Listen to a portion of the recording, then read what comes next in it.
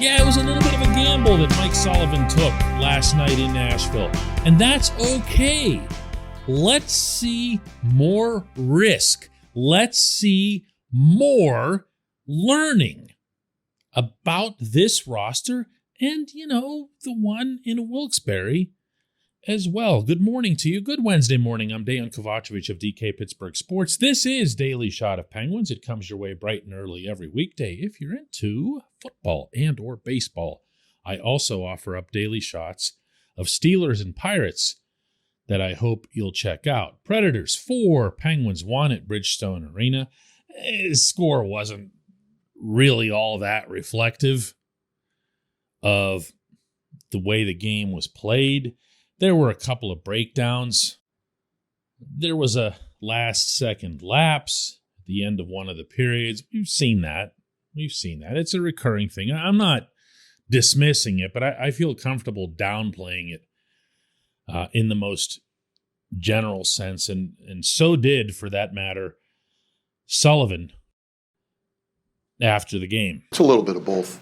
It's a little bit of both. I just thought we chased it a little bit, but we got to make sure we defend the inside there. And that's fine. Context is everything, because this is a guy who he'll criticize the Penguins after a win if he doesn't like what he's seeing. And this is what you get for building up that kind of credibility. When you say something like this after a 4-1 loss, it gets taken seriously. And I'll do that. I'll respect that. Here's my one and only worry that resulted from last night, but I've actually got two. I'm going to throw the two at you first. I'm getting a little queasy about Casey DeSmith. And no, I know he didn't lose the game. Not every stance that's ever taken has to be an absolute. But he didn't win the game either. And he didn't give you the sense, in particular in that quick 2-goal rush that Nashville had, that he was about to hold it together. And that's an unsettling feeling that, to me, seems like it'll only go away once somebody else is in the role of backup goaltender. So I'm just throwing that one in there parenthetically. It's not blaming the goalie. It's not blaming DeSmith or anything like that. It's more than anything just it's a general sense that when he starts, you're not going to get a W unless something really strange happens. And to put him out there for this game on this trip, it's all West Conference teams, so that doesn't matter. But you do have the Coyotes at the very end in Glendale, and even though they've played a lot better lately, they've actually been one of the NHL's stronger teams in March. That's where you play your backup. So I just feel like I needed to throw that in parenthetically.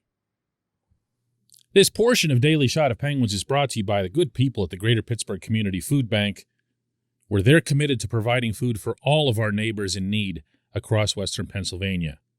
They, in turn, need your help. Find out how $1 can be turned into 5 full meals. For those in need, visit pittsburghfoodbank.org.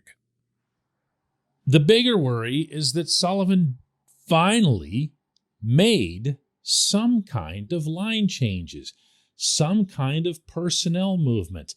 And we've seen that in different forms over the past week and change. But nothing quite like taking Brian Rust off the Sidney Crosby and Jake Gensel line.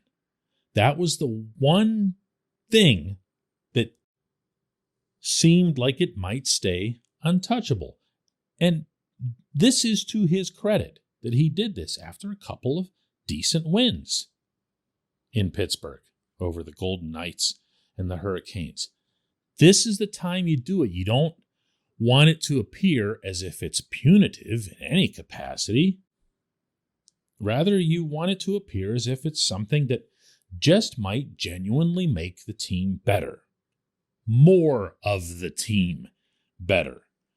And if you're looking for a winger for Evgeny Malkin, as I know pretty much everybody in the fan base is at the moment, and you have rust on your roster, and you might have someone else who can play with Sid and Jake, you really owe it to the process, meaning everything that you're doing heading into the NHL trade deadline, to make sure you don't already have a solution in-house. I really like the thinking here. I might not like the results, but I'm not going to quit on them after one game. And to send this right back to Sullivan, it sure doesn't sound like he is either. I thought they were good. I thought Erod did a good job with Sid and Jake. I thought Rusty really helped Gino. We had the balance that we were looking for and hoping for. I thought those lines played hard. Like I said, we didn't get the results on the scoreboard, but I thought they played well. Well, good. Send those same lines back out there tomorrow night in St. Louis, and then send them out there again this weekend in Glendale. You've got a road trip here. You got games that don't mean as much. They're not 3-point games.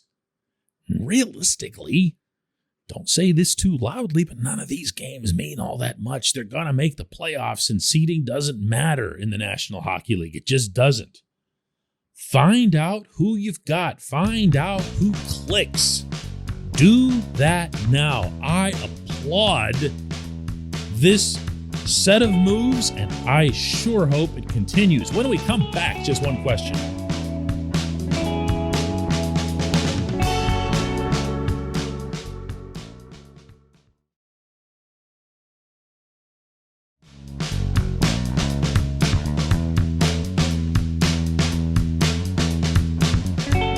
And today's J1Q comes from Matt Polka, who asks, DK, I really appreciated the deep dive on the penalty kill in yesterday's Daily Shot. Here's my question to build off of that. Why does Todd Reirden coach the defense and the power play? And why does Mike Vellucci coach the forwards and the penalty kill? Wouldn't it seem to make more sense to pair the defensemen with the PK and the forwards with the power play? Yeah, it's maybe a little bit unusual looking in from the outside. But understand that when it comes to assistant coach delegation, you are looking at, first and foremost, what is that individual's area of specialization? What is their area of excellence in the past? And with Reirden, sticking with Reirden here, he's been a guy who's had a lot of success designing and working with and communicating with power plays. He did it in Pittsburgh. He did it in Washington. He did it before that. And he's obviously had experience working with great players in both of those NHL markets, so he's not going to be, overwhelmed in a meeting by sitting there with, Sidney Crosby and Evgeny Malkin or Alexander Ovechkin, Nicholas Backstrom or so forth. He's just going to coach him up. That's his value there. Now, you brought up Reirden coaching the defense, which he does on an individual basis. He works with the defenseman. That's yet another area of specialization. But when it comes to out there on the ice, the divide when it comes to managing the forwards and defensemen is between Sullivan and Reirden, not Vellucci. Sullivan rolls the lines. Sullivan gets the feel of the game by moving all four lines, or actually however many or few lines he happens to choose in a given setting. That gives Sullivan something in common with every NHL head coach, and really most head coaches at all levels of hockey. Reirden, in turn, because he's had experience rolling both defensemen and forwards, first in Pittsburgh, then in Washington, is the natural choice to be managing your defenseman on the bench. Vellucci coaches up the penalty killers.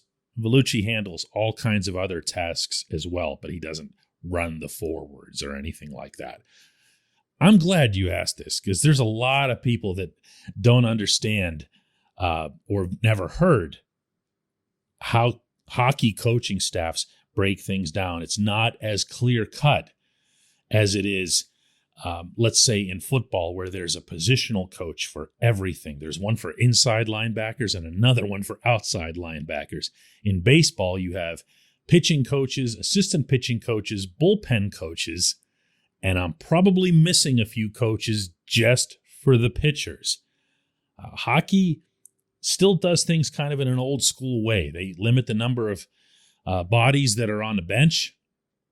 And this year, the Penguins even went off the rails and put their skills coach, Ty Hennis, out there in games, so the players would be able to talk to him about certain things that they tried to do physically, skills-wise, and get feedback right on the spot. So it's different. I can say this with confidence, Matt. There are not two NHL coaching staffs anywhere that are aligned exactly the same way. Really, really good question. I appreciate that. I appreciate everyone listening to the Daily Shot of Penguins. We'll do another one tomorrow.